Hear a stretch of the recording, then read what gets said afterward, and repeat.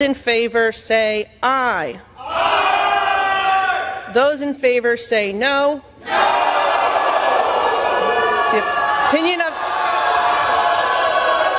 It's the opinion of the chair that the ayes have it and the resolution is agreed to. And without objection, the motion to reconsider is laid on the table. Gentleman reserves. Gentlelady from Michigan is recognized. Thank you, Mr. Speaker. And to use that logic, well, then all those people should have just said sorry and we'd move on, right? But no, we don't do that. And let me tell you, I take a little bit of offense to what the hell is wrong with me. I'll tell you, there's nothing wrong with me. I took an oath to defend the Constitution. Patriots, and that's did you see that firestorm in Congress? Elise Stefanik and Lisa McClain just obliterated Ilhan Omar right on the House floor, and it was pure political truth in action. The left can spin it all they want, but this was accountability, not politics. Welcome to Capitol Chronicle, where we tell the truth Washington tries to hide. If you're sick of the media defending radicals and tearing down patriots, hit that like button, subscribe, and turn on notifications, because tonight, we're breaking down the moment two conservative women stood up and destroyed the left's narrative once and for all. What we witnessed on the House floor wasn't just another vote. It was a reckoning. Elise Stefanik and Lisa McClain stood tall, unapologetic, and absolutely fearless as they took on Ilhan Omar. And let's be honest, it was long overdue. When the gavel came down and the chair said, "The ayes have it," that sound echoed like a wake-up call across America. For too long. I've heard about the comments that were made regarding anti-Semitism and anti-Israeli views, but I rise to add to the record that as a member of the Foreign Affairs Committee, I've sat there and heard the representative actually spew anti-American rhetoric as well.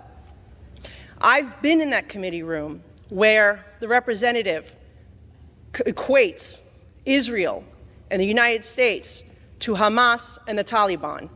Absolutely unacceptable for a member of that committee. I've also heard the representative equate that it is the United States' fault that there is turmoil in Venezuela, that is not because of the oppressive socialist and communism that has spread throughout Central and South America in Venezuela at the hands of the Maduro and Hugo Chavez regimes. That is unacceptable. And as a New York representative, to hear the representative belittle, to try to diminish the worst terrorist attack on United States soil on September 11, 2001, as some people did something, that is unacceptable as well. And I hold the same standard for this side of the aisle that I do the other, because when another colleague on my side said something about 9/11, I also voted to have her removed from the Education Committee because I thought that was inappropriate. So I'm being consistent here, and I hope my colleagues will do the same to show that this is about consistency and accountability, because we should not have an individual with those views on the committee that is tasked with representing our country and our Congress to foreign nations. I yield back. For too long, Ilhan Omar has been treated like she's untouchable, despite a long history of anti-American, anti-Israel, and downright offensive comments, comparing the United States and Israel to Hamas and the Taliban, dismissing the worst terrorist attack in American history by saying some people did something. That's not leadership.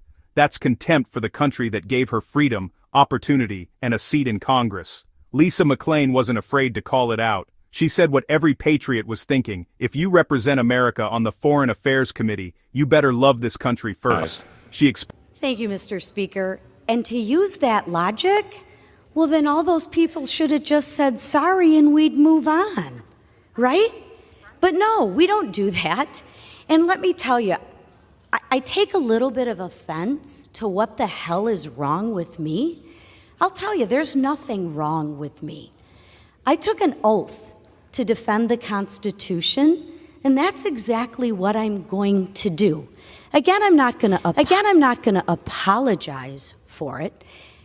I'm going to hold the Constitution, and it's very simple. We really shouldn't even have this debate. If you break the law and you follow due process, if you say sorry. So we can try all of the diversion tactics that we would like. It doesn't change the fact that someone broke the law and that someone should be held accountable. It is disappointing, Mr. Speaker, that their own party can't hold them accountable, that they have such hypocrisy. So with that, I yield 2 minutes to my friend from New York. She exposed Omar's anti-American rhetoric for what it is. Dangerous ideology that undermines the very nation she swore to serve. And Elise Stefanik, sharp, composed, and fearless, stood shoulder to shoulder with McClain, reminding the world that conservatives hold their own accountable too. She pointed out that Republicans have removed their own members when they cross the line. That's not politics. That's principle. That's the standard the left refuses to live by. Meanwhile, Democrats rushed to defend Omar, screaming that this was about race, religion, or silencing dissent. But here's the truth. This wasn't about identity. It was about integrity. If your words and actions insult America, disrespect our allies, and diminish our history, then you have no place speaking for this nation on the world stage. Period. This was bigger than Ilhan Omar. This was a statement that patriotism still matters, that America is not ashamed of defending itself, and that leaders like Stefanik and McClain are willing to stand up, speak the truth, and remind Congress that loyalty to this country is not optional. The left loves to cry accountability until it's one of their own. But when it finally came time to hold Ilhan Omar accountable, Republicans showed strength, and the entire world saw it. So ask yourself this: do we want leaders who will apologize for America, or ones who will defend her with everything they've got? Because last night, 2 Republican women made it clear this is what real leadership looks like. If you're proud of what Lisa McClain and Elise Stefanik did, if you believe it's time to bring respect and patriotism back to Washington, then hit that like button right now.